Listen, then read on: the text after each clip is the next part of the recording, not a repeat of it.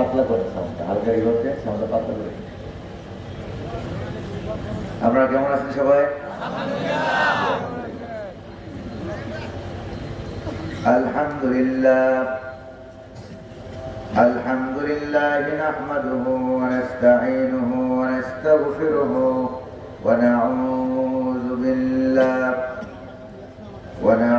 বিল্লাহি মিন শুরুরি আনফুসিনা ওয়া মিন সাইয়্যাতি আ'মালিনা।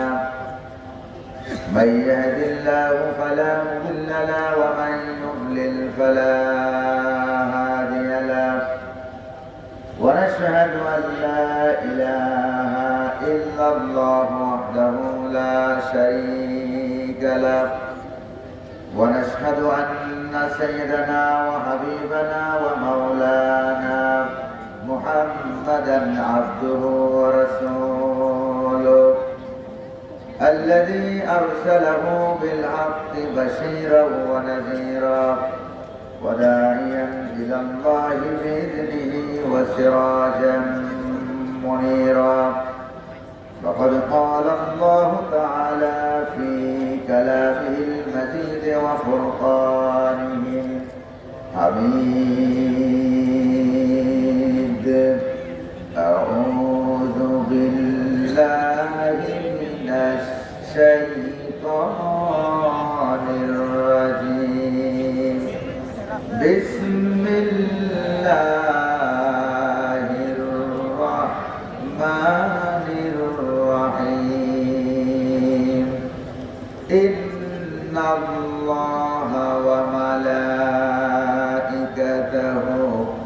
يصلون على النبي يا أيها الذين آمنوا صلوا عليه وسلموا تسليما. اللهم صل على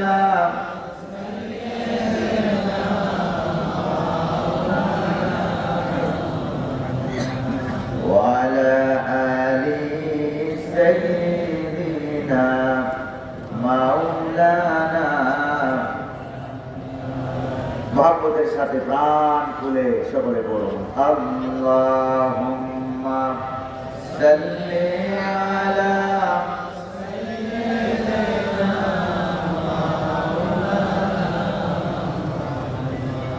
ওয়া আলা আলি সাইয়্যিদিনা মাওলানা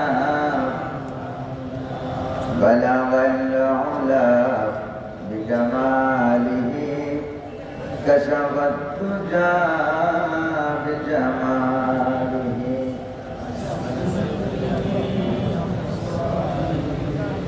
صلوا عليه ये ना साथी हो तो फिर मैं भी न हो तुम भी न हो बज़्म तौहीद की दुनिया में न हो तुम भी न हो बलगल उला बिकमालिही.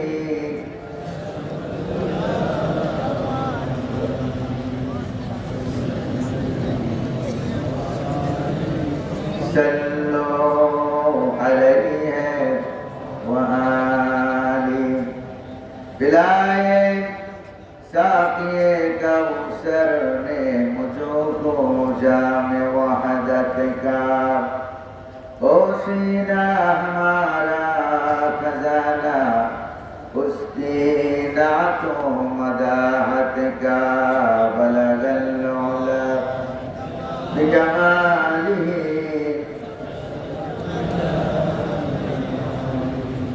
हसनत जमीअ ख़िसालिही. सल्लू अलैहि व आलिहि. বাংলাদেশের ঐতিহ্যবাহী সুনামধন্য জেলা, জ্ঞানী মানুষের জেলা, হায়ার এডুকেটেড পারসন, শিক্ষিত মানুষের জেলা, কুমিল্লা জেলার চান্দিনা উপজেলাধীন বড়ইয়া কৃষ্ণপুর আল ইসলাম যুব সমাজ পরিষদের উদ্যোগে আয়োজিত কবরবাসীদের রূহের মাগফিরাত কামনায় অনুষ্ঠিত 2 দিন ব্যাপী ঐতিহাসিক তাফসীরুল কোরআন মাহফিলের আজকের এই সমাপনী দিবসের জনাব সভাপতি বিশিষ্ট শিল্পপতি অত্র এলাকার জনাব মোহাম্মদ মনির হোসেন পাটোয়ারি, আজকের মাহফিলের প্রধান উপস্থিত আন্তর্জাতিক খ্যাতি সম্পন্ন ব্যক্তিত্ব হযরতুল আল্লাহ বন্ধুবর আলমী মাওলানা মুফতি আমির হামজা সাহেব কুষ্টিয়া। বয়ান পেশ করবেন হযরত মাওলানা হুসাইন আহমদ মাহফুজ সাহেব। আলোচনা পেশ করেছেন হযরত মাওলানা মিজানুর রহমান সাহেব, মাওলানা মুফতি ফয়জুল্লাহ বিন আনসারী সাহেব। আজকের মাহফিলের সম্মানিত প্রধান অতিথি মজলুম আলেম দ্বীন, গোটা বিশ্ব মানবতার হৃদয়ের স্পন্দন, বাংলাদেশের তাফসীরের উপকার, ঐতিহাসিক ব্যক্তিত্ব আল্লামা হযরত মাওলানা দেলাওয়ার হোসেন সাইদি রহমতুল্লাহের সুযোগ্য সন্তান আলহাজ মোহাম্মদ শামীম সাইদি সাহেব সহ আমন্ত্রিত ওলামায়ে কেরাম, মঞ্চবিষ্ট মেহমানবৃন্দ, বিশেষ অতিথিবৃন্দ, আমার সামনে উপস্থিত কোরআন প্রেমিক ইসলাম প্রিয় ভাইরা, মিডিয়া কর্মী ভাইরা, মাইক অপারেটর ভাই সহ মাহফিলের বিভিন্ন দায়িত্ব ও কাজে নিয়োজিত স্বেচ্ছাসেবক যুব সমাজ কর্মী ভাইরা, পর্দার আড়ালের মা এবং বোনেরা, সাংবাদিক বন্ধুগণ, সকলের প্রতি আমার আন্তরিক সালাম। আসসালামু আলাইকুম ওয়া রাহমাতুল্লাহি ওয়া বারাকাতুহু। সালামের জবাবটা দিলেন, এতে করে মনে হয় আপনারা কুমিল্লা জেনারেল হাসপাতালে ভর্তি আছেন। সুস্থ নাকি অসুস্থ এটা টেস্ট করার জন্য আমি আবারও সালাম দিচ্ছি। আসসালামু আলাইকুম ওয়া রাহমাতুল্লাহ। এখন মোটামুটি বোঝা যায় প্রিয় কুমিল্লার ভাইরা আপনারা কেমন আছেন। আজকে যিনি আমাদেরকে মাহফিলে আসার তৌফিক দিলেন তিনি কে? কুমিল্লার ভিতরে যারা কুমতলব খুঁজেছিল তাদেরকে বিদায় করে দিলেন তিনি কে? আজকের এই মাহফিলে আমাদেরকে সুন্দর মনোরম পরিবেশে, না নাতিশীতোষ্ণ, না শীত না গরম, এয়ার কন্ডিশন, এই পরিবেশে যিনি আসার, বলার, শ্রবণ করার তৌফিক এনায়েত করলেন, সে মনিবের দরবারে অন্তরের গভীর কুঞ্জর থেকে শুকরিয়া জ্ঞাপন করছি। আকাশ বাতাসকে মুখরিত করে আল্লাহ পাকের দেওয়া জবান দিয়ে তারই শেখানো ভাষায় আমরা সকলে পড়ছি আলহামদুলিল্লাহ। রব্বানা লাকাল হামদ হামদান কাসীরান তাইয়িবান মুবারাকান ফীহি। শুকরিয়া আদায় করলাম কার? দুরূদ শরীফ পড়লাম কার? দুরূদ শরীফ বলে আল্লাহ। দুরূদ শরীফ কি আল্লাহ? মুহাম্মদুর রাসূলুল্লাহ সাল্লাল্লাহু আলাইহি ওয়াসাল্লামের দরবারে আল্লাহ যেন দয়া করে, মেহেরবানি করে আমাদের দুরূদ সালাম খানাকে সোনার মদিনার সবুজ গম্বুজের নিচে হুজুরের রওজায়ে আতহারে পৌঁছে দিন। আমরা বলি আমিন। আর জোরে বলি আমিন। প্রিয় ভাইরা আমার, ভূমিকায় কোনো কথা নাই বলে যেহেতু তাফসীরুল কোরআন মাহফিল, আমরা সরাসরি আল্লাহ পাকের কালাম থেকে আমরা তাফসীর শুরু করব। আল্লাহ পাক যেন তার এই নগণ্য গোলামকে তৌফিক দান করুন, বলি আমিন। আজকের এই মাহফিলে আসতে পেরে আপনারা খুশি না বেজার? কম না বেশি? বিগত 15-16 বছর আমরা কোরআন কারীম থেকে সরাসরি কথা বলতে পারি নাই। যেখানে আমরা কোরআন থেকে সরাসরি কথা বলতে গিয়েছিলাম সেখানে আমরা দৌড়ানি খেয়েছিলাম। যদি বলেন ঠিক কিনা? আপনাদের কুমিল্লায় বুঝে দৌড়ানি খাওয়া লাগে নাই? মাহফিল বুঝে বন্ধ হয় নাই? আর যারা আমাদেরকে দৌড়ানি দিত ওরা খাইতো বিরিয়ানি আর আমরা খাইতাম যেরকম, ঠিক কিনা? আল্লাহ পাক কালের আবর্তনের চাকা তিনি ঘুরাইয়া দিলেন। এখন আল্লাহ পাক আমাদেরকে খাওয়ান বিরিয়ানি, ওদেরকে খাওয়ান দৌড়ানি। এমন দৌড়ানি যেই দৌড়ানি চুরে বর্ডার পাস হইয়া মামা বাড়ি দিল্লি গিয়ে পালিয়েছে চলে পাঠিয়েছিলেন। ভাইরা আমার, আজকের এই পবিত্র তাফসীরুল কোরআন মাহফিলে আমরা কিছু ডাইরেক্ট কথা বলতে চাই। আল্লাহ যে আমাদের আল্লাহ, এটা কি ডাইরেক্ট না ইনডাইরেক্ট? কোরআন যে আল্লাহ কিতাব, ডাইরেক্ট না ইনডাইরেক্ট? মুহাম্মদুর রাসূলুল্লাহ আল্লাহর নবী, ডাইরেক্ট না ইনডাইরেক্ট? এই জন্য আমরা সরাসরি কিছু ডাইরেক্ট কথা শুনবো।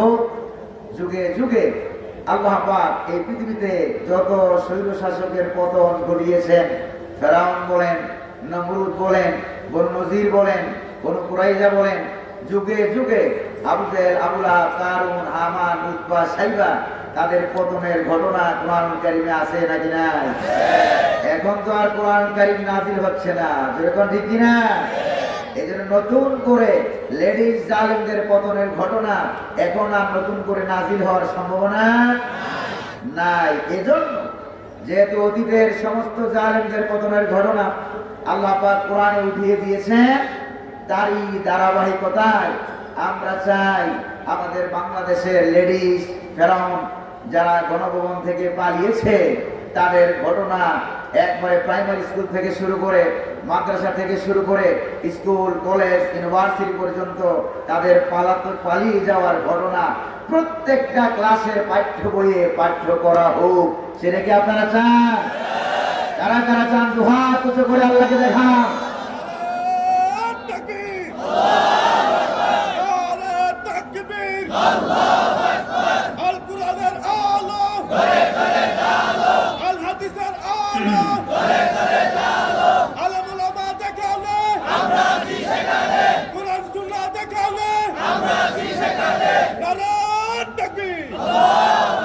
প্রিয় ভাইরা আমার, কোরআনুল কারীম থেকে সরাসরি আমরা অল্প সময়, সংক্ষিপ্ত সময় কোরআনুল কারীম থেকে আমরা সরাসরি আলোচনা শুনব।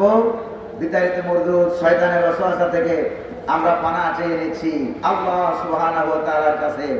পরম করুণাময়, অতীব দয়ালু আল্লাহ সুবহানাহু ওয়া তাআলার নামে আমরা শুরু করছি। সকলে পড়েন আমার সাথে। আউযু বিল্লাহি মিনাশ শাইতানির রাজীম। বিসমিল্লাহির রাহমানির রাহিম। সাব্বাহা লিল্লাহি মা ফিস সামাওয়াতি ওয়া মা ফিল আরদ ওয়া হুয়াল আজিজুল হাকীম। সাদাকাল্লাহুল আযীম। কোরআন কারীমের মহা পবিত্র গ্রন্থের 59 নম্বর সূরা, নাম হলো সূরা আল হাসর, আয়াত সংখ্যা 24, রুকুর সংখ্যা 3। এই সূরাটা নবী করিম সাল্লাল্লাহু আলাইহি ওয়াসাল্লামের মক্কা থেকে হিজরত করে মদিনায় যাওয়ার পর নাজিল হওয়ার কারণে তাফসীরুল কোরআন, কোরআনিক সায়েন্স, উসুলুত তাফসীর এর পরিভাষায় এটাকে বলা হয় মাদানী সূরা। যদি বলেন কি সূরা বলা হয়? মাদানী সূরা। সূরার নাম হলো সূরা হাসর। আমরা মনে করি হাসর মানে পরকালের পরে যেটা হবে, কিয়ামতের পরে যেটা হবে সেটা তো অবশ্যই হাসর, কিন্তু দুনিয়াতেও একটা হাসর আছে নাকি নাই? প্রিয় ভাইরা আমার, এই সূরা হাসর পরকাল কেন্দ্রিক। কিয়ামতের পরে হাসর বুঝাবার জন্য রব্বুল আলামিন এই হাসর নাজিল করেন নাই। এই হাসর আল্লাহ পাক নাজিল করেছেন ইসলাম বিরোধী শক্তি, ইহুদি শক্তি, কাফের বেদীন সকল শক্তিকে একত্রিত করে যারা ইসলামের বিরোধিতা করে, আলেম ওলামার বিরোধিতা যারা করে, কোরআন সুন্নাহর বিরোধিতা যারা করে, তাদের সবগুলিকে একত্রিত করে দেশ থেকে পালাইতে বাধ্য করার যে আন্দোলন এবং তাদেরকে যে পালাইতে বাধ্য করা, এটা বুঝাবার জন্য আল্লাহ পাক কোরআনুল কারীমে সূরা হাসর নাজিল করেছেন। আল্লাহ পাক বলেন, তাহলে এই পালিয়ে যাওয়ার ঘটনা, আমাদের দেশ থেকে ওরা যে পালিয়ে গেল, এই পালিয়ে যাওয়ার ঘটনা এটা কি নতুন না কোরআন কারীমে আরো আগে থেকে আছে নাকি নাই? পুরাতন ঘটনা। আমি শুধু উল্লেখ করব, আপনারা, আমি বাংলা তর্জমা করে দেব, আপনারা এটা আমার দেশের সাথে মিলিয়ে নেবেন। পারবেন কি পারবেন না? কুমিল্লার মানুষ অনেক বুদ্ধিমান, কারণ যারা কুমিল্লার ভিতরে কুমতলব খুঁজেছিল তাদেরকে কুমিল্লার মানুষ, সারা দেশের মানুষ বাংলার জমিনে থাকতে দেয় নাই। আল্লামা সাইদি রহমতুল্লাহ আলাইহি বলেছিলেন, সময় আসবে এমন ইন্দুরের গর্ত পাবো না পালাবার জন্য। ইন্দুরের গর্ত পাইছি মনে হয়? আমার দেশের ইন্দুরেরা এত খারাপ না যে বিরাট বড় শিয়ালের মার্কা গর্ত করিয়া তারা ইসলাম বিরোধীদেরকে গর্তে পালাবার সুযোগ করে দেবে। ধরে বলেন ঠিক কিনা? ইঁদুরগুলি এত খারাপ না। আর ইঁদুর তো আমরা শিশুকাল থেকে চিনি, ঠিক না ভাই? শিশুকালে যখন দাঁত পড়ছিল, ওই দাঁত নিয়ে গেছেন কোন জায়গায়? একটু ভালো করে বন্ধ গেছিলেন কোন জায়গায়? কি বলছিলেন একটু বলেন না আজকে? বলছিলেন ইন্দুর ইন্দুর আমার সবার আমার মোটা দাঁতটা নিয়ে তোমার চিকন দাঁতটা দেও। আল্লাহ বলেন মোটাও দিলাম আমি, চিকনও দিলাম আমি, এখন দাঁত ছাই ইন্দুরের কাছে। যেরকম ঠিক না ভাই? দাঁত দেওয়ার মালিক ইন্দুর না আল্লাহ? আর জোরে বলতে হবে কে? সে আল্লাহ পাক। প্রিয় ভাইরা আমার, মুহাম্মদুর রাসূলুল্লাহ সাল্লাল্লাহু আলাইহি ওয়াসাল্লাম তিনি মক্কা থেকে হিজরত করে মদিনায় গেলেন। মদিনার রাষ্ট্র হয় অবস্থা, ইহুদিদের সাথে সন্ধি চুক্তি হয়ে গেল। এবার ইহুদিরা গাদ্দারি করলো। এক পর্যায়ে তারা তাদের প্রাচীর বিল্ডিং এর উপর থেকে পাথর নিক্ষেপ করে মুহাম্মদুর রাসূলুল্লাহকে হত্যা করার ষড়যন্ত্র করেছে। যদি বলেন ঠিক কিনা? তারা হত্যা করার ষড়যন্ত্র করলো।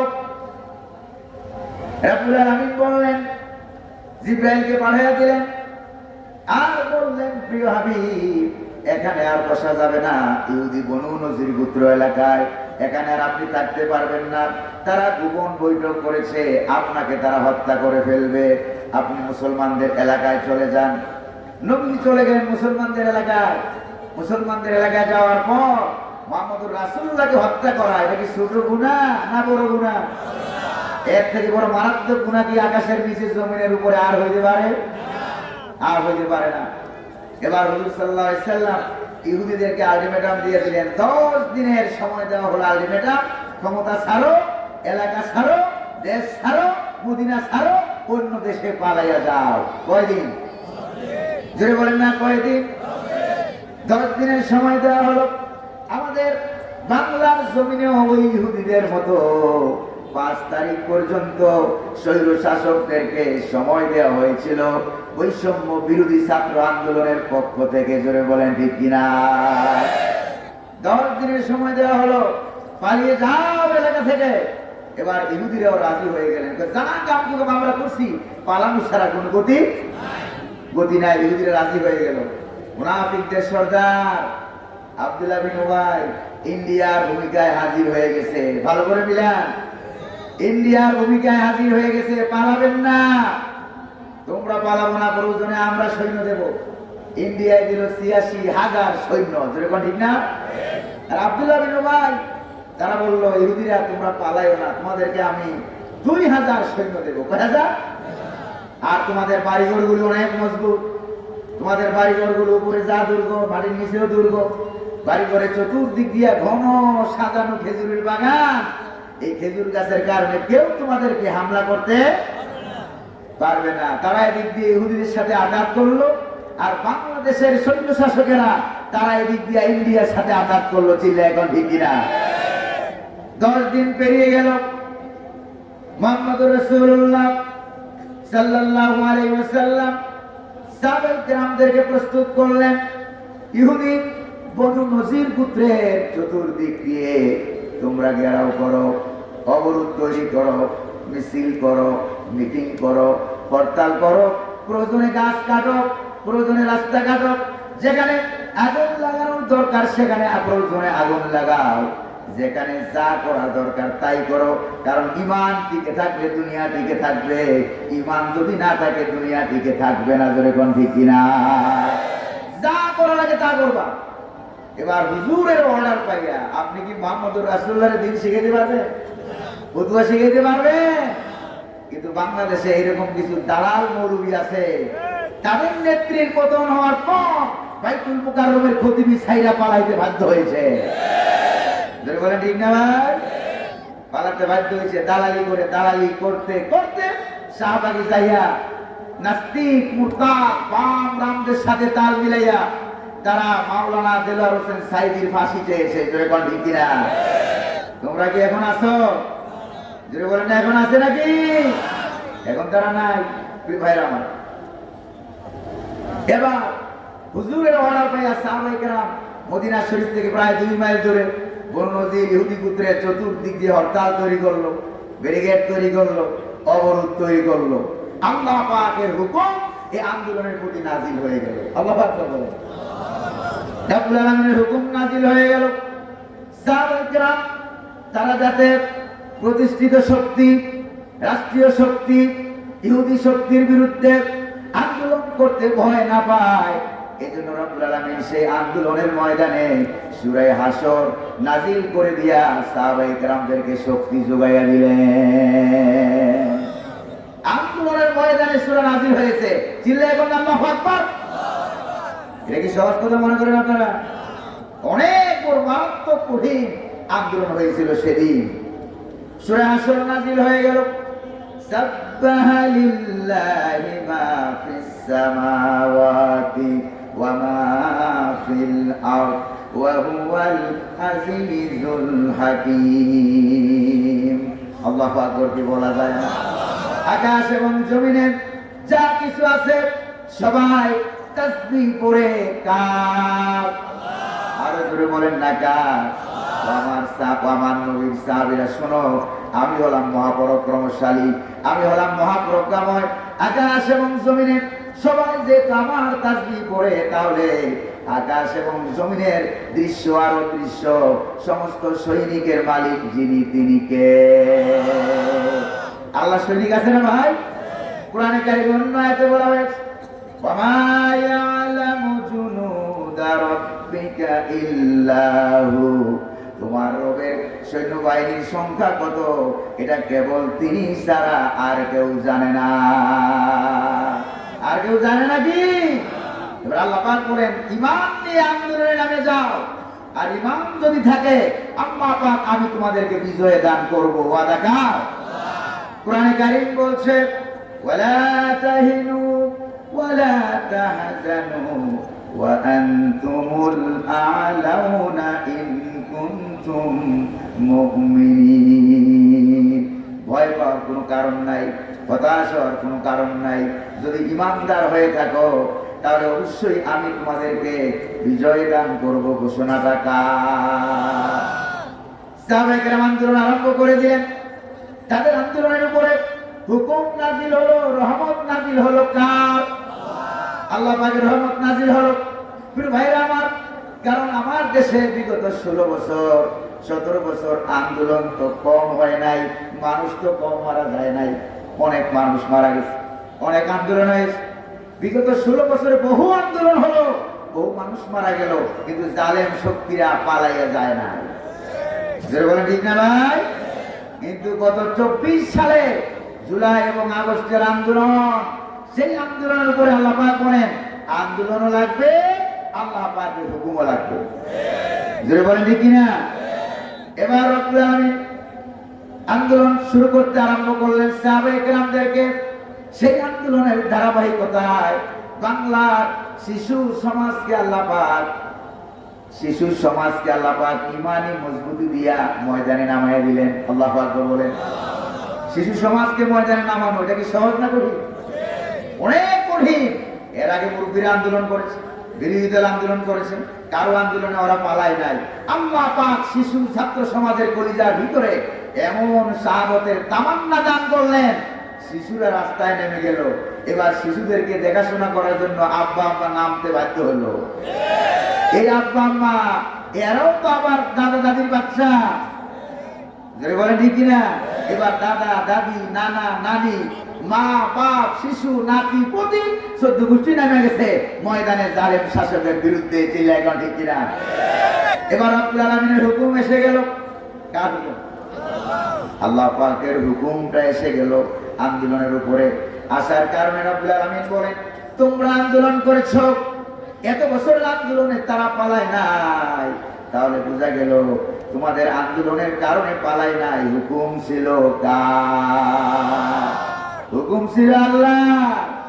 এই জন্য আল্লাহ পাক বলেন, এরপর আল্লাহ পাক বলেন, আমি তাদেরকে ঘাড় ধরে দেশ থেকে পালাতে বাধ্য করেছি। ঘোষণা কার?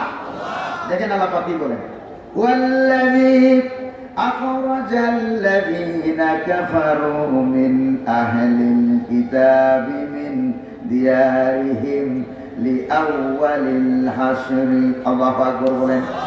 আল্লাহ হচ্ছেন তিনি যিনি আহলে কিতাবদেরকে, কাফের বেদিনদেরকে, ইহুদি মুশরিকদেরকে, প্রিয় ভাইরা আমার, বের করে দিয়েছেন দেশ থেকে তাদের বাড়িঘরগুলিতে।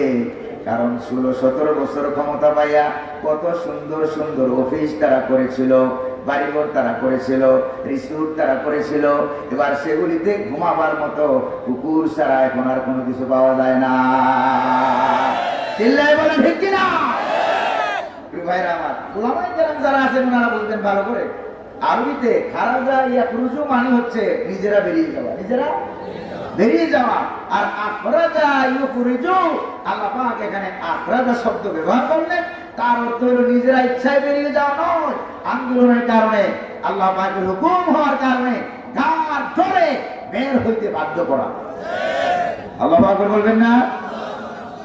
প্রিয় ভাইরা আমার, ওরা বাধ্য হলো বের হতে। তারা বাধ্য হলো সবগুলি কাফের বেদিনকে একত্রিত করে রব্বুল আলামিন বলেন, আমি তাদেরকে লিআউয়ালিল হাশরে, প্রথমবারের মতো একত্রিত করে তাদেরকে বের হতে আমি বাধ্য করলাম। প্রিয় ভাইরা আমার, তাইলে এখানে দুইটা পক্ষ বোঝা যায়। জোরে বলেন কয়টা পক্ষ? জোরে কন্যা পক্ষ কয়টা? একদল হলো আন্দোলনকারী, আরেক দল হলো পলায়নকারী। কয়টা ভাগ হলো? দুটো ভাগ হয়ে গেল। রব্বুল আলামিন এবার যারা আন্দোলন করেছে, সাহাবায়ে কেরাম যারা আন্দোলন করেছো, আমার দেশে বৈষম্য বিরোধী ছাত্র আন্দোলন যারা করেছো, আন্দোলনকারী যারা, তারা একটু ভালো করে শুনে রাখেন। প্রথমে আল্লাহ পাক বললেন, মা যানানতুম আইয়াখরুজু। আল্লাহ পাক বলেন, ও আন্দোলনকারীরা, তোমরা কখনো কল্পনাও করো না ওরা যে 16 বছর 17 বছরের সাধারণ সংসার ছেড়ে দিয়া প্রধানমন্ত্রী থেকে চৌকিদার পর্যন্ত সম্পূর্ণ 16 আনা নেটওয়ার্ক ছিল ওদের। জোরে বলেন ঠিক না ভাই? 16 আনা নেটওয়ার্ক তাদের। এই নেটওয়ার্ক ছেড়ে দিয়া বঙ্গভবন ছেড়ে, গণভবন ছেড়ে, সংসদ ভবন ছেড়ে, চেয়ারম্যান মেম্বার অফিস থেকে শুরু করে সচিবালয় পর্যন্ত 14 গোষ্ঠী চাইরা ওরা যে পালিয়ে যাবে, নিরস্ত্র ছাত্র আন্দোলনের ভাইরা এটা কখনো কল্পনাও করতে, আমরা কল্পনা করছি কোন? এমনকি পালাইয়া যাওয়ার পর মুরব্বীরা আমাদেরকে এসে বলছে, হুজুর আসলে পালাইছে কিনা? হুজুর এখন ঠিক না ভাই? পালিয়ে যাওয়ার পরও মুরব্বীরা বলতেছে আসলে পালাইছে কিনা। তাহলে কত বড় মজবুত তাদের বাহিনী। হুজুর বলেন ঠিক কিনা? এটা হলো আন্দোলনকারীদের মুভমেন্ট, তাদের চিন্তা চেতনা। এবার যারা পালিয়ে গিয়েছে, ক্ষমতাধর, শক্তিধর, আল্লাহ বিরোধী, ইসলাম বিরোধী শক্তি যারা উলামায়ে কেরামদেরকে ধরে ধরে জেলখানায় পাঠাইয়া দিত, কোরআনের পাখি শহীদ আল্লামা সাইদি রাহিমাহুল্লাহকে 13টা বছর তারা জেলখানায় আটকিয়ে রেখেছে, 46 দিন রিমান্ড দিয়েছে। এরপরে চিকিৎসার নামে নাটক করে বিষ প্রয়োগ করে তাকে দুনিয়া থেকে বিদায় করা হয়েছে। আমাদের কলিজায় রক্তক্ষরণ আছে নাকি না? গোটা দুনিয়া তালাশ করো, তোমরা এরকম একজন মুফাসসির খুঁজে পাবে না। যেটা বলেন ঠিক না ভাই? তোমরা তো মাইরা ফেলেছো, আপনারা কি শুনতেছেন? তোমরা তো মেরে ফেলেছো মুফাসসিরকে। তোমরা তোমাদের সরকারের 17 বছরের সব বাজেট একত্রিত করো, তারপরে যত টাকা পাচার করেছো আমেরিকার হিসাব অনুযায়ী 300 বিলিয়ন ডলার বাংলাদেশ থেকে তোমরা পাচার করেছো, হাজার হাজার কোটি টাকা। সব সম্পদ একত্রিত করে একজন মানুষের পিছনে খরচ করো। আল্লামা সাইদি বানানো তার দূরের কথা, আল্লামা সাইদির ঠ্যাঙ্গের সমান একজন বানাইতে পারবে না। জোরে বলেন ঠিক কিনা? তাইলে বোঝা গেল টাকা দিয়ে ক্ষমতা ধরে রাখা যায় না। যদি টাকা দিয়ে ক্ষমতা ধরে রাখা যেত, যারা টাকার বস্তার উপরে তোষক বানাইয়া টাকার বস্তার উপরে যারা ঘুমাইছিল, টাকার বস্তা জায়গায় পড়ে আছে, ওরা পালাইয়া গেছে। যদি বলেন ঠিক না ভাই? এবার যারা পালিয়ে গেল তাদেরকে উল্লেখ করে আল্লাহ পাক বলছেন, কি বলছেন দেখেন, ওয়াজান্নু আন্নাহুম মানিয়াতুহুম হুসুনুহুম মিনাল্লাহ। আল্লাহু আকবার বলবেন না? প্রিয় ভাইরা আমার, কোরআনে একটা টান দিতে গেলে গলায় ব্যথা হয়, বুকেও ব্যথা হয়। কারণ গতকালকেও মাহফিল ছিল চট্টগ্রামে, আজকে আবার কুমিল্লায়। সকালে ঢাকা থেকে কিছু প্রোগ্রাম শেষ করে আবার এলাম কুমিল্লায়, আবার আগামীকালকে জুমা, আবার যাওয়া লাগবে চট্টগ্রামে, এরপরে কক্সবাজার। একের পর এক কথাগুলি যে বলতেছি, অনেক কষ্ট হচ্ছে বলতে। আপনারা মনোযোগ সহকারে শুনতে রাজি আছেন নাকি না? তো দোয়া করেন আল্লাহ যেন কোরআনের খাতিরে, এই কোরআনের বরকতে এই কোরআনের নগণ্য গোলামকে যাতে আল্লাহ পাক সুস্থ বানায় দেন, বলি আমিন। আর জোরে বলি আমিন। রাগ করতেছেন না তো আপনারা? প্রিয় ভাইরা আমার, এবার আন্দোলন যারা পালিয়ে গেল ওই পক্ষকে আল্লাহ পাক কি বলছেন দেখেন। তারা মনে মনে ভেবেছে ওয়াজান্নু আন্নাহুম মানিআতুহুম হুসুনুহুম মিনাল্লাহ। ওরা মনে মনে ভেবেছিল যে তাদের সংরক্ষিত বাহিনী, তাদের গোয়েন্দা বাহিনী, তাদের র বাহিনী, খেয়াল করেন, তাদের র্যাব বাহিনী, তাদের পুলিশ বাহিনী, তাদের বিজিবি বাহিনী, তাদের দেশি বাহিনী, তাদের সন্ত্রাসী বাহিনী, তাদের ইন্ডিয়া থেকে আমদানি করা বাহিনী, এই বাহিনীগুলো তাদেরকে আল্লাহর আযাব এবং গজব থেকে রক্ষা করবে। তারা এটা মনে করেছিল, এই জন্যই তারা বলেছিল আমি কখনো পালাই না। জোরে বলেন ঠিক কিনা? তারা বলেছিল আমরা পালাই না, পালাবো না। আমরা বলে নাই পালাবো না, তো পালাইলা কেন? কেন পালাইলা? হুকুম কার? 16 আনা ক্রেডিটের মালিককে আল্লাহ পাক বলেন। তারা মনে করেছিল আল্লাহর আযাব থেকে আর গজব থেকে তাদের দুর্গ বাহিনী, তাদের ইন্ডিয়ান বাহিনী, তাদের ষষ্ঠ বাহিনী তাদেরকে রক্ষা করবে। এবার তারা এই ধারণা করে তারা কিন্তু গণভবনে রান্নাও করেছিল। বলেন ঠিক কিনা? রান্না করেছিল খাবার দাবার, গরম গরম বিরিয়ানি, বিরাট বড় বড় রোস্ট মাছের, বিরাট বড় বড় মাছ রান্না করেছিল, মুরগি রান্না করেছে, গরুর গোশত রান্না করেছে। এমন ভয় আল্লাহ পাক কলিজায় ঢেলে দিয়েছে, খাইয়া পালাইতে পারে না। জোরে বলেন ঠিক কিনা? তাদেরকে টাকা দিয়া সেনাপ্রধান বানালো নিজের আত্মীয়। জোরে বলেন ঠিক না ভাই? সে এসে বলতেছে আপা, আমার ভাষায় আমি বলি, স্বপ্ন তো দেখেছিলেন আপনি 41 সাল। জোরে বলেন কত সাল? কিন্তু এখন দুঃখের বিষয় হলো সত্য, আমি আপনাকে 40 মিনিট থেকে বেশি সময় দিতে পারবো না। I am extremely sorry. আবাবিল পাখিরা যেভাবে আসতেছে, তাড়াতাড়ি মামু বাড়ি দিল্লি পালা, না ওই চিড়ে বিড়ে খেয়ে ফেলবে। চিল্লা এখন ঠিক কিনা? ওই যে আল্লামা সাঈদী বলেছিলেন, গাছের আগায় উঠে বেশি লাফালাফি করবে না। মূলে আছে 12 কোটি। মূলে আছে কত কোটি? মূলে আছে 12 কোটি। 12 কোটিতে আস্তে করে গাছের গোড়া ধরে নাড়া দেবে, মামু বাড়ি দিল্লি গিয়া পড়বা। পড়ছে না পড়ে নাই? ইউরোপে জায়গা হয়েছে, আমেরিকায় জায়গা হয়েছে, বাংলার জমিনে জায়গা হয়েছে, কুকুর শিয়ালের গর্তে জায়গা হয়েছে। ইন্ডিয়ার মামু বাড়ি দিল্লি গিয়ে আশ্রয় নেওয়াটাই প্রমাণ করে তোমরাই আসলে দেশ বিরোধী, স্বাধীনতা বিরোধী এবং ভারতের রাজাকার।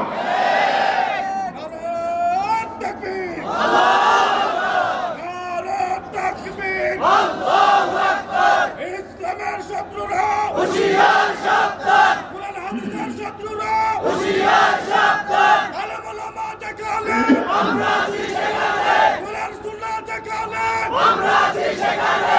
নারায়ে তাকবীর, আল্লাহু আকবার। প্রিয় ভাইরা আমার, শুনতেছেন নাকি শুনতেছেন না? প্রিয় ভাইরা আমার, এরপর রব্বুল আলামিন বলেন ওরা যে পালালো, কেন পালালো জানো? ছাত্র আন্দোলন করলো, কলিজার ভিতরে শক্তি দিয়া দিল কে? এবার এমন শক্তি দিয়া দিলেন পুলিশ অফিসার, তার শয়তান মন্ত্রী গিয়ে বলছে, স্যার এই যে দেখেন ভিডিও, ঠিক কিনা? এই যে দেখেন ভিডিও, গুলি করে একটা, মরেও একটা, যায়ও একটা, আর বাকি একটাও পালায় না, সবগুলি আগায় আসে। আগে ছিল 9 দফা, এবার শহীদের রক্তের কারণে 9-এর মাথাটা গুল হয়ে গেছে। বলেন ঠিক কিনা? 9-এর মাথা গুল হলে কত হয়? 1 দফা, 1 দাবি, স্বৈরাচার তুই কবে যাবি? চিল্লায় এখন ঠিক কিনা? আগে দিয়েছিল 6 তারিখ, কয় না এত লম্বা সময় দেওয়া যাবে না, 5 তারিখ। আল্লাহু আকবার বলবেন না? প্রিয় ভাইরা আমার, এরা যে পালিয়ে গেল, কেন পালালো? রব্বুল আলামিন বলেন ওয়াকাযফা ফি কুলুবিহিমুর রুবা, আমি আল্লাহ তাদের কলিজার ভিতরে ভয় ঢুকাইয়া দিলাম। যখন কি ঢুকাইয়া দিলাম? এমন ভয় ঢুকাইয়া দিলাম যেটা ছিল দরবেশ বাবা লম্বা লম্বা দাড়ি। জোরে বলে ঠিক কিনা? এবার দরবেশ বাবা লম্বা দাড়ি গেল কই? লম্বা দাড়ি গেল কই? একবার কামাইয়া ক্লিন শিপ করে বলাইছে। জোরে কোন ঠিক কিনা? ক্লিন শিপ করে ফেললো। এবার আত্মরক্ষার জন্য তার হাজার হাজার কোটি টাকা তারে বাঁচাইতে, টাকা দিয়া ইসলাম কায়েম হয় নাই, ইসলাম কায়েম হয়েছে ঈমান দিয়া। সুতরাং আপনি ভারতকে বলে দিতে পারেন, ভারত তোমার শক্তি আছে, তোমার সৈন্য আছে, তোমার ভূখণ্ড বড়, কিন্তু তোমার চাইতে আমার একটা অস্ত্র আছে, সেই অস্ত্রের পাওয়ার অনেক অনেক অনেক বেশি। সেই অস্ত্রের নাম কি? যেরকম সেই অস্ত্রের নাম কি? ঈমানের সামনে গাছের শুকনো পাতার মতো চলে যাবে গোরা। যেরকম ঠিক কিনা? ভয় ঢুকিয়ে দিলেন কে? এমন ভয় তারা করছে। প্রিয় ভাইরা, আপনাদের এই কুমিল্লা চান্দিনা এলাকার মানুষ যখন বড় রকমের আপদ বিপদ মুসিবতে যখন পড়ে ভয় পায়, তখন আমরা একটা দোয়া করি। দোয়াটা কোন দোয়া? দোয়া ইউনূস। এরকম নাম কি? দোয়া ইউনূস আমরা পড়ি। ওদের কপাল যে এত খারাপ, দোয়া ইউনূসটাও তাদের কপালে নাই। যদি বলে ঠিক কিনা? কারণ তাদের পালিয়ে যাওয়ার পর আল্লাহ পাক এমন এক লোককে ক্ষমতায় বসাইছেন, ওই লোকটার নামও ডক্টর ইউনূস। এবার দোয়া ইউনূস করতে গেলে এই ইউনূসের নামটাও মুখ দিয়ে আসে, কলিজা ফেটে যায়, ভয়ে থরথর করে। দোয়া ইউনূসটাও তাদের কপালে নাই। চিল্লায় কোন ঠিক কিনা? এবার বুঝেন এবার আপনারা কত রকমের মারাত্মক ভয়ে আক্রান্ত হলে পরে দোয়া ইউনূস পড়ার নসিবে হয় না। আল্লাহ পাক বলেন, প্রিয় ভাইরা আমার, এরপরে রব্বুল আলামিন বলেন, দেখো আন্দোলনের তীব্রতা সম্পর্কে আল্লাহ পাক বলছেন কেমন আন্দোলন হয়েছিল। ইউকুরিবুনা বুয়ুতাহুম বিআইদিহিম ওয়া আইদিল মুমিনিন। আল্লাহু আকবার বলেন, ওরা বজে নিজেদের হাত দিয়া যারা পালিয়ে গেছে, ওরা ওদের নিজেদের হাত দিয়া নিজের দল ধ্বংস করেছে। জোরে কোন ঠিক কিনা? এরা তাদের নিজেদের হাত দিয়া তাদের অফিস ধ্বংস করেছে, দল ধ্বংস করেছে, টাকা পয়সার বস্তাগুলো তারা ধ্বংস করেছে। এবং পাশাপাশি গণভবনে কি সুন্দর সাজানো সাজানো সারিতে সারিতে সাজানো সাজানো শাড়ি ছিল কিনা? দেশি বিদেশি জামদানি বেনারসি। জোরে বলেন ঠিক কিনা? এই যে এগুলি সাজালো, আমার নিজের হাত দিয়ে ভাঙতে বাধ্য হলো। যেরকম ঠিক না ভাই? এই শাড়ি ভাঙানো, এই সাজানো সংসার ভাঙিয়া তারা পালাইয়া গেল। ওয়াইদিল মুমিনিন, আর যারা আন্দোলনকারী ছিল তারাও যেখানে ভাঙার দরকার ছিল ভেঙেছে, জ্বালানোর দরকার ছিল জ্বালিয়েছে, পোড়ানোর দরকার ছিল পোড়াইছে, কাটার দরকার ছিল কেটেছে, গর্ত করার দরকার ছিল গর্ত করেছে। জোরে কোন ঠিক কিনা? এই আন্দোলন কোরআনে আছে নাকি নাই? কিন্তু একদল দালাল হুজুর পাবে যারা বলে ইসলামে হরতাল নাই, আন্দোলন নাই, মিছিল নাই, মিটিং নাই, ছাত্র আন্দোলন মানুষ করে না পশু করে, মানুষ করে না পশু করে, এমন ফতোয়া তারা দিয়েছিল নাকি দেয় না? ওরাই বাংলাদেশের দালাল। এখন আবার ছাত্র সমাজে আব্বা ডাকে। যেরকম ঠিক না ভাই? আগে বলেছে ছাত্র আন্দোলন নাকি পশু করে, যেরকম না কোরআনে কি আন্দোলনের অভাব আছে ভাই? কোনো অভাব নাই। প্রিয় ভাইয়েরা আমার, এবার আন্দোলন হলো মারাত্মক ভাবে। এবার 16-17 বছরের প্রতিষ্ঠিত শক্তিশালী ক্ষমতা এরা যে তাদের বাড়িঘর ছেড়ে পালিয়ে গেল, কার ঘোষণা? এরা যে পালিয়ে গেল। এবার রব্বুল আলামিন বলেন, পালিয়ে যাওয়ার পর তোমরা শিক্ষা গ্রহণ করো। ফাতাবিরু ইয়া উলিল আবসার। আল্লাহু আকবার বলেন, শিক্ষা গ্রহণ করো। জ্ঞানবান যারা আছো আন্দোলন থেকে শিক্ষা গ্রহণ করো। যারা পালিয়ে গিয়েছ তারাও শিক্ষা গ্রহণ করো। ভবিষ্যতে এই কাম জীবনেও করবে না। ঠিক কিনা? আর যারা পালিয়ে যাও নাই, যারা আন্দোলন করো নাই, চুপচাপ বসেছিলাম, তারাও শিক্ষা গ্রহণ করো। কারণ তোমরা চুপচাপ বসে থাকলেও কাউকে না কাউকে দিয়ে আল্লাহ পাক কোরআনের বিজয় দান করবে। আর 3 নম্বর শক্তি, যারা আন্দোলন করেছো তোমরাও শিক্ষা গ্রহণ করো। ভবিষ্যতে এরকম জালেম যারাই হবে শপথ গ্রহণ করো, তাদেরকে দৌড়াইয়া দেশের থেকে পালাতে বাধ্য করা হবে। জোরে কোন ঠিক কিনা? শিক্ষা গ্রহণ করো। কারণ ফেরাউন, নমরুদ, হামান, কারুন, আবজেল, আউলা, উতবা, সাইবা, বাংলার জমিনের লেডিস ফেরাউন এক যুগে এসে বিদায় হয় না। জোরে বলেন ঠিক না? এরা কি পৃথিবীতে স্থায়ী হইতে পেরেছে? পৃথিবীতে কেউ স্থায়ী হয় না। স্থায়ী হয়? পৃথিবীতে কেউ স্থায়ী হয় না। হোক না সে নমরুদ কিবা ফেরাউন, কেউ ভবে চিরকাল রয় না। ঠিক কিনা? ফেরাউন শেষ তো ছিল না, মৃত্যু তাকেও ছেড়ে দিল না। রেখে গেল সব তার স্মৃতিচিহ্ন, রেখে গেল সব তার স্মৃতিচিহ্ন। কেউ যেন ফেরাউন হয় না, কেউ যেন ফেরাউন হয় না।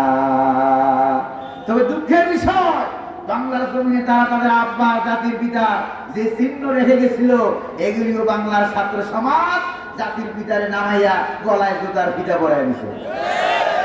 যেরকম ঠিক না ভাই? জায়গায় জায়গায় আব্বার নাম আছে নাকি নাই? আপনার বুঝে রাগ করতেছেন? শহীদ আল্লামা সাইদুর রহমতুল্লাহ আলাইহি একবার তাফসীর করতে গিয়ে তিনি বলছিলেন, কত জায়গায় জায়গায় তোমরা আত্মীয়করণ, দলীয়করণ, আব্বাকরণ করেছো, ভালো করে খেয়াল করেন। তখনও পদ্মা সেতু হয় নাই। শহীদ আল্লামা সাইদুর রহমতুল্লাহ আলাইহি বলেছিলেন যে ইউরোপ থেকে এক পর্যটক আসছে, ইংলিশম্যান, বিদেশি মানুষ, ইংরেজ পর্যটক আসছে বাংলাদেশে, সোনার বাংলাদেশ দেখবে। এই সোনার বাংলাদেশ দেখতে গিয়া তারা বলল যে তোমার দেশে নাকি পৃথিবীর দীর্ঘ 11তম লম্বা সেতু নাকি তোমার দেশে আছে, চলো সেই সেতুটা আমার একটু দয়া করে দেখাবা। কই যে স্যার চলেন সেতু দেখাই। সেই উত্তরবঙ্গে ঢুকার সিংহদার সিরাজগঞ্জ চলে গেল সেই সেতু দেখাবার জন্য। কাছে গিয়া বলে, বিরাট বড় লম্বা সেতু, এত বড় সেতু, তোমার মতোই গরিব বাংলাদেশে এত সুন্দর সেতু, আচ্ছা তোমাদের এই সেতুটার নাম কি? এই সেতুর নাম হলো বঙ্গবন্ধু সেতু। নাম কি? বঙ্গবন্ধু সেতু। সেতু দেখার পর বেচারা এবার ঢাকা শহরে ঢুকতেছে, ঢুকতে ঢুকতে প্রায় সন্ধ্যা হয়ে গেছে। এবার দেখায় ভেবু ভেবু বিরাট বড় বড় লাইট দেখা যায়। হ্যাঁ, একটু পর করে হালকা আওয়াজ শোনা যায়, ভাই ওখানে কি? ওই জায়গাটার নাম কি? ওইটার নাম হলো বঙ্গবন্ধু স্টেডিয়াম। এখানে হচ্ছে নাকি এত আওয়াজ কেন? ওই যেখানে টুর্নামেন্ট হচ্ছে, এখানে খেলাধুলা হচ্ছে। আচ্ছা, যে খেলাটা হচ্ছে খেলাটার নাম কি? ওই খেলাটার নাম হলো বঙ্গবন্ধু গোল্ড কাপ টুর্নামেন্ট। এরপরে কয় যে ভাই তোমার দেশের বাংলাদেশের খেলাটা কেমন, ওইটাকে আমার একটু দেখাবা, ওইটাকে আমরা একটু দেখতে পারি। ওই যে স্যার আসেন আসেন, মোস্ট ওয়েলকাম, আসেন আপনার সেই খেলাটা দেখাই। এবার বিদেশি বেচারা গিয়া গ্যালারিতে বসে গেছে খেলা দেখার জন্য। তো খেলায় তো হার জিত আছে নাকি নাই? খেলা শেষ হয়ে গেল, একদল হারলো আর একদল জিতলো। এবার গ্যালারির ভিতরে দর্শক যারা ছিল, এক পর্যায়ে তর্ক বিতর্ক, পরাজিত শক্তি আর বিজয়ী শক্তি, তর্ক বিতর্ক, এরপরে কিলাকিলি, এরপরে ঘুষাঘুষি, এরপরে মারামারি, এরপরে ঢিলাঢিলি। পান্টা পেপসির যে কাঁচের বোতল সেই কালে ছিল, এই বোতল যখন মারলো, ওই বিদেশি বেচারার কপাল ছিল খারাপ, টাচ করে তার কপালে গিয়ে একটা বোতল লেগেছে। হঠাৎ করে বেচারা জমিনে পড়ে গেল, বেহুশ হয়ে গেল, হুশ হচ্ছেই না। হাসপাতালে নিয়ে 3-4 ঘন্টা পর চিকিৎসা দেওয়ার পর বেচারার যখন হুশ এলো, বেচারা তখন আশেপাশের লোকদের জিজ্ঞেস করলো যে ভাই আমি এখন কোন জায়গায়? কয় যে বঙ্গবন্ধু মেডিকেল বিশ্ববিদ্যালয় হাসপাতালে। এরপরে বেচারা বলছে, ভাই তোমাদের হাতে পায়ে ধরে বলি, কিছুক্ষণ পরে আমার আর বঙ্গবন্ধু গুরুস্থানে নিও না। ঠিক কিনা? এমন কাম যারা করেছিল বাংলার মানুষ তোমাদেরকে থাকতে দেয় না। তাইলে বোঝা গেল ভবিষ্যতে যারা আসবে ক্ষমতায় তারাও যদি একই আকাম করো, বাংলার মানুষ তোমাদেরকে থাকতে যেরকম দেবে। প্রিয় ভাইরা আমার, আপনাদের খেয়াল নজর আছে নাকি নাই? এরপরে রব্বুল আলামিন বলেন ওরা যে পালিয়ে গেল, পালিয়ে যাওয়ার সুযোগটা যিনি দিলেন তিনি কে? দেখেন আল্লাহ পাক কি বলেন, ওয়ালাউলা আন কাতাবাল্লাহু আলাইহিমুল জালাআ লাআযাবাহুম ফিদ দুনিয়া। রব্বুল আলামিন বলেন যদি আমি তাদেরকে, তিনি যদি তাদেরকে পালিয়ে যাওয়ার সুযোগ না দিতেন, আল জালা দেশান্তরিত হওয়া, পালিয়ে যাওয়ার সুযোগ যদি তিনি তাদেরকে না দিতেন, তাহলে যেভাবে আবাবিল পাখিরা এসেছিল লাযাবাহুম ফিদ দুনিয়া, তাদেরকে দুনিয়ার জমিনে কঠিন শাস্তি দেওয়া হতো। জোরে কোন ঠিক কিনা? যদি গণভবনের ভিতরে লেডিস ফেরাউনকে ছাত্ররা পাইতো, কি করতে বলতো? জোরে বলে কি করতো? কুমিল্লার বাসায় একবারে সিরা বিরা শেষ করে পালাইতো। জোরে কোন ঠিক কিনা? হয়তো আপনাদের চান্দিনী এলাকার মানুষ, কুমিল্লা এলাকার মানুষ হয়তো আবেদন করতেন আমাদেরকে একটা টুকরা। জোরে বলেন ঠিক কিনা? কি করবা টুকরা দিয়া? হয়তো আপনারা বলতেন আমার এলাকার কুত্তারে খাওয়ানো। জোরে বলেন ঠিক কিনা?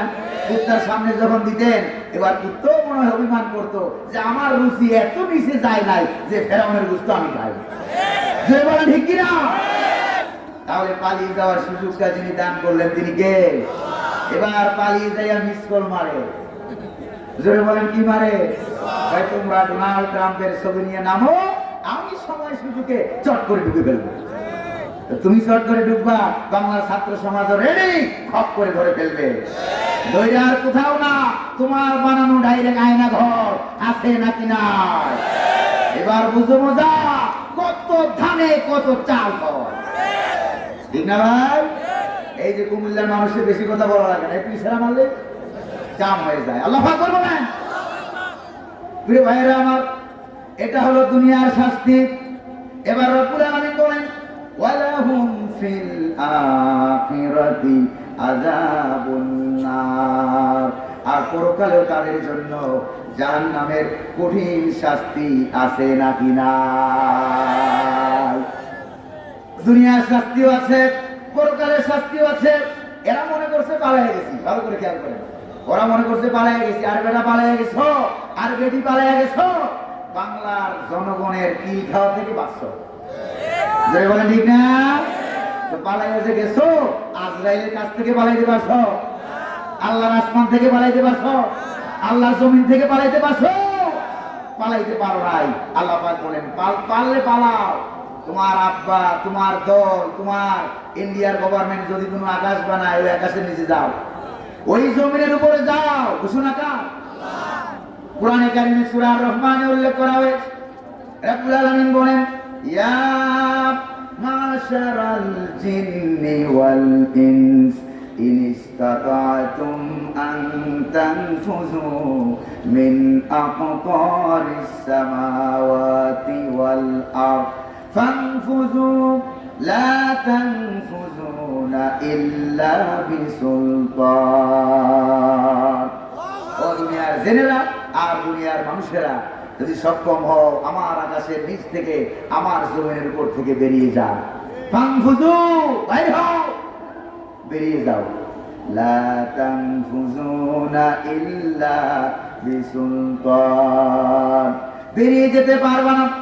আমি রব্বুল আলামিন উপরে আকাশ দিয়া, নিচে জমিন দিয়া এমন ভাবে প্যাকেট করে রেখেছি, বেরিয়ে যাওয়ার ক্ষমতা কোন জিন মানুষের আছে নাকি? প্রিয় ভাইরা আমার, আপনাদের এই মাহফিলে ঢোকার মনে করেন দুইটা রাস্তা আছে, একটা ডানে আরেকটা বামে। যদি আপনার কাছে খবর আসে বাম পাশে যে রাস্তাটা আছে, সেই রাস্তায় একটা ভল্লুক আছে, একটা বাঘ আছে, একটা সিংহ আছে, হিংস্র জানোয়াররা আছে। এবার আপনি যাওয়ার সময় ওই বাম পাশের রাস্তা দিয়ে মরার জন্য যাবেন নাকি? জোরে বলেন না, যাবেন নাকি? এবার বাম পাশের রাস্তা থেকে পালাইয়া আপনি কোন দিক দিয়ে যাবেন? ডান পাশ দিয়ে যাবেন। জোরে বলেন ঠিক না? তো আমার আল্লাহ কি বাঘের মতো নাকি? সিংহের মতো নাকি? ভল্লুকের মতো নাকি? এক জঙ্গলে আছে আর এক জঙ্গলে নাই। এক রাস্তায় আছে আরেক রাস্তায় নাই। আল্লাহর ব্যাপারটা কি এরকম নাকি? আল্লাহ পাক বাংলাদেশেও যে আল্লাহ, ইন্ডিয়ার জমিনেও সেই আল্লাহ। আল্লাহু আকবার। কাজেই বাঁচতে পারবা না। আজরাইল আলাইহিস সালাম টাকার বস্তাও নেয় না, ঘুষও খায় না। যে বলেন ঠিক না ভাই? মিশরে আল আজহার বিশ্ববিদ্যালয়ে যখন পড়ি 2006 থেকে 10 সাল পর্যন্ত, হঠাৎ করে একদিন বিকালবেলায় একটা কফি হাউসে ঢুকলাম, চা কফি খাবো মনে করে। সেই কফি হাউসে ঢুকার পর হঠাৎ করে দেখি দেয়ালের পিছনে একটা লাইন লেখা। আমি কফি খাওয়া বন্ধ করে এই লাইনটা মুখস্থ করলাম। সেই লাইনের মধ্যে লেখা আছে, মান খাফা শাইআন হারাবা মিনহু, যে ব্যক্তি কোনো কিছুকে ভয় পায়, এই ভীত বস্তু থেকে, যেই বস্তু থেকে সে ভয় পায়, যে প্রাণী থেকে সে ভয় পায়, এই ভয় পাওয়া প্রাণী থেকে পালাইয়া অন্য রাস্তা দিয়ে যায়। জোরে বলেন ঠিক কিনা? আর আল্লাহ রাব্বুল আলামিনকে যারাই ভয় পায়, এক রাস্তা ছেড়ে, এক দেশ ছেড়ে অন্য দেশে পালাবার সুযোগ আছে নাকি? জোরে বলেন না আছে? এবার তারা যে পালাইয়া গেল, দুনিয়ার শাস্তিও পাবে, পরকালে শাস্তিও আছে নাকি না? এবার আল্লাহ পাক বলেন, কেন পালাইতে বাধ্য হইছো? আল্লাহ পাক কারণ বর্ণনা করেন। ও বনু নদীর পুত্রের ইহুদিরা, তোমরা যে সাহাবায়ে কেরামের তীব্র আন্দোলনে পালাইয়া গেলা, ও বাংলার জমিনের শৈল শাসক আর তার প্রেতাত্মারা, ছাত্র সমাজের তীব্র আন্দোলনে তোমরা যে পালাতে বাধ্য হলা, আসল কারণ কি দেখো। কে বলছেন? রব্বুল আলামিন বলছেন, যালিকা বিআন্নাহুম শাকুল্লাহা ওয়া রাসূলাহু ওয়া মান ইউশাক্কিল্লাহা ফাইন্নাল্লাহা শাদীদুল ইকাব। আল্লাহু আকবার বলেন। কেন তোমরা পালাতে বাধ্য হলো? রব্বুল আলামিন বলেন, পালাতে বাধ্য হলা কারণ তোমরা আল্লাহর সঙ্গে বেয়াদবি করেছো, রাসূলের সঙ্গে বেয়াদবি করেছো, হঠকারিতা করেছো, আল্লাহ এবং তার রাসূলের বিরুদ্ধে বিদ্রোহ তোমরা ঘোষণা করেছো। জায়গায় জায়গায় আল্লাহর নাম বাদ দিয়ে তোমরা আব্বার নাম বসাইয়াছিলা। জোরে কোন ঠিক কিনা? ক্ষমতার চেয়ার বাড়বো, তোমরা মনে করেছিলে ক্ষমতার মালিক তোমরা। জোরে কোন ঠিক না ভাই? আপনারা বলেন ক্ষমতার মালিক কে? যারা ক্ষমতার চেয়ার পায় আল্লাহর পক্ষ থেকে, তারা হলো শুধুমাত্র প্রতিনিধি। জোরে বলেন ঠিক না ভাই? আসল মালিক কে? ক্ষমতার আসল মালিক আল্লাহ। কোরআনে কারিমে আছে নাকি নাই? কুলিল্লাহুম্মা মালিকাল মুলকি তুতিল মুলকা মান তাশা ওয়া তানজিউল মুলকা মিম্মান তাশা ওয়া তুইজ্জু মান তাশা ওয়া তুযিল্লু মান তাশা বিয়াদিকাল খায়র ইন্নাকা আলা কুল্লি শাইইন কাদির। ক্ষমতা দেওয়ার মালিককে, ফিরিয়ে নেওয়ার মালিককে। প্রিয় ভাইরা আমার, এরপরে রব্বুল আলামিন বলেন, ওই যে আন্দোলনের সময় বাংলাদেশের কিছু কিছু দালাল মৌলবীরা উল্টাপাল্টা ফতোয়া দিছে না, হরতাল, মিছিল, মিটিং, গাছ কাটা, গাড়ি পোড়ানো, অফিস আদালত জ্বালানো, থানা জ্বালানো, এগুলি নাকি ইসলামে নাই। এগুলি নাকি ইসলামে নাই। ছাত্র আন্দোলন নাকি ইসলামে নাই। এবার বলুন, নজির পুত্রের বিরুদ্ধে সাহাবায়ে কেরাম যখন আন্দোলন করে, এবার সাহাবায়ে কেরাম রাস্তা কেটেছে, গাছ কেটেছে, তাদের বাড়িঘরগুলো জ্বালিয়ে দিয়েছে। এবার ইহুদিদের ভিতরে কিছু আছে অতি বুজুর্গ, আবার মুনাফিকদের ভিতরে আব্দুল্লাহ বিন উবাইর নেতৃত্বে কিছু মৌলবী, আবুল ফজল মার্কা কিছু মৌলবী, যেই মৌলবী বাংলার জমিনে ছিল।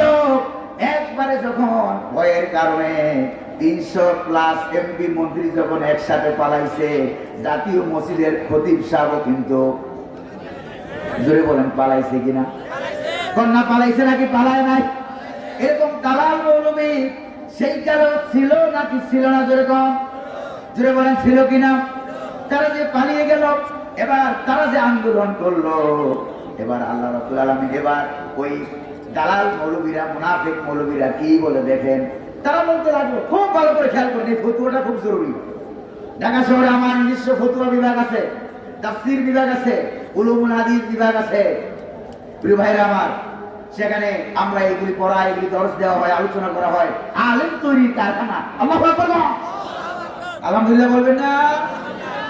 ভাইরা আমার, এবার আল্লাহ পাক ফতোয়া দিচ্ছেন, তোমরা এবার মুনাফিকদের এই দালাল মুরব্বীরা বলতেছে, মোহাম্মদ, খুব ভালো করে খেয়াল করেন আপনারা, মোহাম্মদ তোমরা ইহুদি খ্রিস্টানদেরকে পালাতে, ইহুদিদেরকে পালাতে বাধ্য করেছ, তো দোষ করলে ইহুদিরা করেছে, তাদের বাগানের খেজুর গাছের দোষ কি?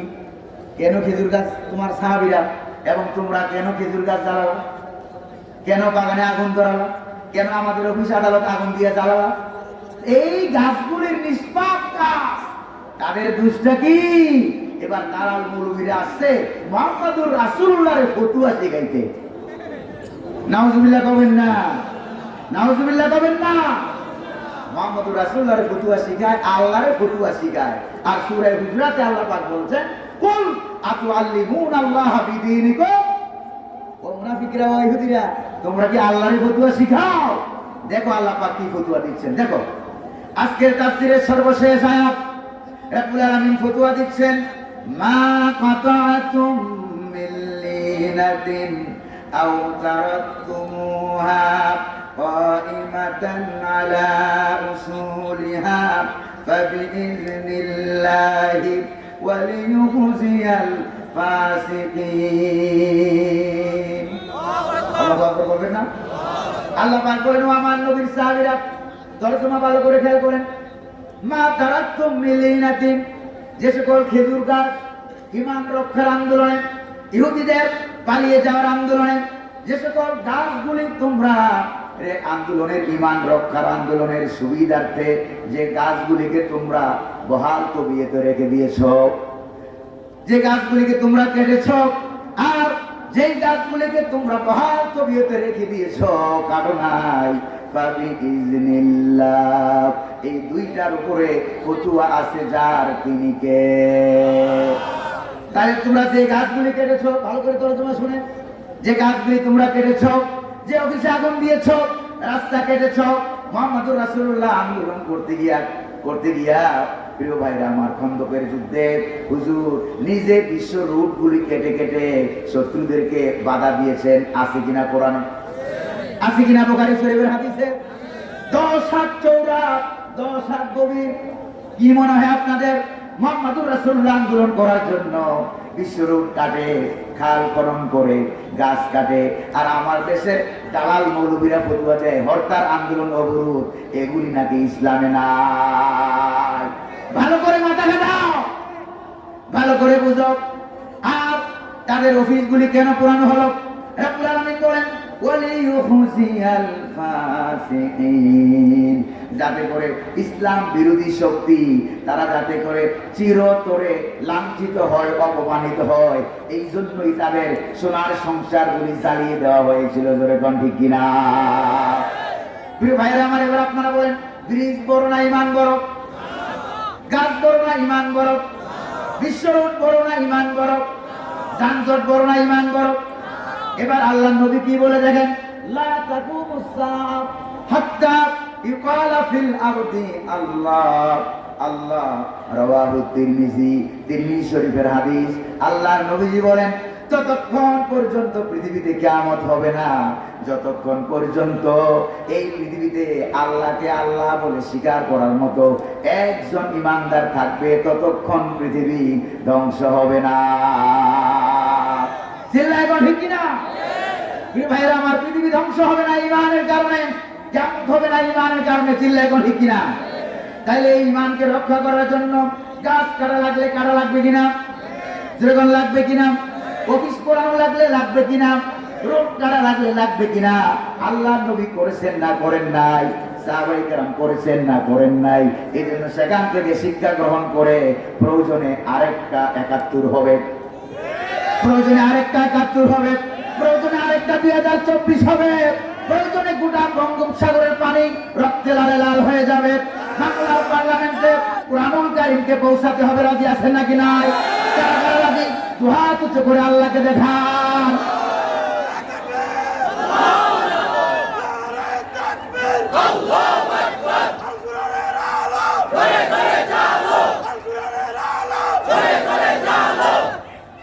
প্রিয় ভাইরা আমার, রাগ করলেন বোধহয় আপনারা, রাগ করলেন নাকি আপনারা? তাহলে বুঝা গেল ইসলামে হরতাল, অবরোধ, আন্দোলন, মিছিল, মিটিং এগুলি আছে নাকি নাই? এগুলির কারণেই সাহাবায়ে কেরাম যখন এগুলি করলেন, বাতিল শক্তি দেশ ছেড়ে পালাতে বাধ্য হয়েছে। 1971 আন্দোলন আপনারা দেখেন না? এমনি এমনি পালাইছে না আন্দোলন লাগছে? 2024 সালের আন্দোলন দেখেন না? এমনি এমনি পালাইছে না আন্দোলন লাগছে? তাদের সরকারের পক্ষ থেকে এই 15-16 বছর তাদের সরকারের পক্ষ থেকে যখন হরতাল দেওয়া হইতো, তখন দালাল মৌলবীর ফতুয়া থাকতো কই? জোরে বলেন ঠিক কিনা? তখন সেই মতিউর রহমান মাদানি কলিজা ছেড়ে যায়, কলিজা ফেলে যায়। আল্লামা সাইদিকে যেই দিন থেকে জেলখানায় ঢুকানো হলো, এরপর দিন থেকে সাইদির বিরুদ্ধে তার ফতুয়া শুরু হয়ে গেছে। জোরে বলেন ঠিক না ভাই? এখন তোমাদের ফতুয়া কই? আসো বাংলার জমিনে, সাহস থাকলে বাংলার জমিনে আসো। সেই বাইতুল মুকাররমের প্রতি সাহস করে আবার ফিরে আসতে চাইছিল, জুতা পিটা খাইয়া পালানো লাগবে। জোরে বলেন ঠিক না? তো ক্ষমতায় থাকা অবস্থায় যারা জুতার পিঠা খায়, ক্ষমতা থেকে গেলে অবস্থাটা কি হয় চিন্তা করা দরকার ছিল আগে। জোরে বলেন ঠিক না ভাই? তা করছেন আপনারা? প্রিয় ভাইরা আমার, তাহলে বোঝা গেল সূরা হাশরের এই শিক্ষা থেকে এটা প্রমাণিত হয়, প্রয়োজনে আন্দোলন করতে হবে, আরেকবার আন্দোলন হবে। আল্লাহ যেন আমাদেরকে তৌফিক দান করে, বলি আমিন। আরো জোরে বলি না আমিন। প্রিয় ভাইরা আমার, রাগ করলেন নাকি আপনারা? এই যে আমাকে সময় দেওয়া হয়েছিল 9টা পর্যন্ত, তোমার 9টা 2 মিনিট হয়ে গেছে। কয়টা বাজে এখন? 10 মিনিট হয়ে গেছে, শুরু হয়ে গেছে আমার। প্রিয় ভাইরা আমার, 9টা 10 মিনিট হয়ে গেছে। আমি কি বাংলাদেশের মৌলবী শুধু হুজুর, তো পরিচয়টা দিয়ে যাই, আমিও কুমিল্লার সন্তান। আলহামদুলিল্লাহ। গ্রামের বাড়ি, জন্মস্থান হলো ব্রাহ্মণপাড়া উপজেলার চান্দোলা গ্রামে। আমার মামা 1971 সালে শহীদ, ইস্ট বেঙ্গল রেজিমেন্টের তিনি সদস্য ছিলেন, ইস্ট বেঙ্গল রেজিমেন্টের সদস্য ছিলেন, তিনি শহীদ। তার লাশ খুঁজে পাওয়া যায় না এই পর্যন্ত। চাচা শহীদ, বাবা দেশের জন্য দুইটা গুলি খেয়েছিল। এরপরে তাদের রক্তের উপরে বাংলাদেশ শহীদ হয়েছে, স্বাধীন হয়েছে। তার মানে এই না আমরা রক্ত দিতে জানি না, ব্যাপারটা এরকম না। বলেন ঠিক কিনা? কুমিল্লার ভিতরে কুমতলব খুঁজা নিজেদের আসল কুমতলব ফাঁস হয়ে গেছে। বলেন ঠিক না ভাই? এইখানে এই জন্য আপনাদেরকে বললাম, থাকি ঢাকায় কিন্তু জন্মস্থান কুমিল্লায়। কুমিল্লার আলেম ওলামা বাংলাদেশে আছে নাকি নাই? আল্লাহু আকবার বলেন। প্রিয় ভাইরা আমার, তাহলে কুমিল্লার আলেমদের প্রতি আপনারা, এই যে আমার ডানের পাশে ডানে বামে অনেক ওলামায়ে কেরাম আছেন, কুমিল্লাতে অনেক বড় বড় আলেমরা আছেন। ইসলামী আন্দোলনের দুর্জয় ঘাঁটি আছে নাকি নাই? আজ থেকে শপথ করে ইসলাম আন্দোলনের সমর্থক হবেন, কর্মী হবেন, এরপরে আরো আগে যাবেন। কারা কারা রাজি হাত তুলে দেখান।